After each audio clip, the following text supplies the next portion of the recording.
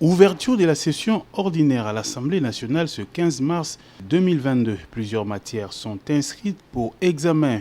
Angèle Makombo, président de la Ligue des démocrates congolais, l'IDEC, salue les propos du président de l'Assemblée nationale, Mbosoko Diampouanga, qui a invité les élus à maximiser des efforts pour produire un travail à impact réel au sein de la population qui attend l'amélioration des conditions de vie. Le président Bosso a dit des choses pertinentes, effectivement.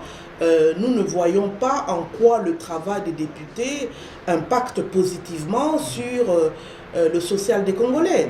Et puis, depuis qu'ils sont au Parlement, eh bien, c'est toujours des questions soit politiques, soit concernant leur social à eux. Nous n'avons pas de véhicule, nous ne sommes pas bien rémunérés, etc. Mais dans tout ça, où est le peuple? Où est le peuple d'abord? Eh bien, on ne le voit pas vraiment. Et ce que moi personnellement, je crains pour cette session, elle risque d'être encore une fois très politique.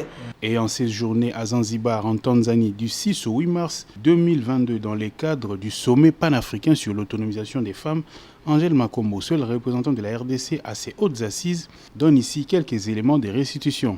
Environ 24 pays africains étaient représentés, avaient envoyé des délégations. L'idée forte, c'est que les femmes doivent tout faire pour accéder au pouvoir économique. Et pour accéder à des postes électifs, il faut déjà avoir les moyens de se présenter, de présenter sa candidature, de faire campagne, etc. Ce que les femmes n'ont pas. Et le prix qui m'a été décerné, je l'ai accepté avec beaucoup d'humilité et je me sens très honorée. C'est un prix qu'ils appellent en anglais « Women in Politics », donc femmes et politique. Et c'est une façon, c'est comme ça que je le prends, de reconnaissance de ma lutte politique pour l'avancement des femmes en RDC.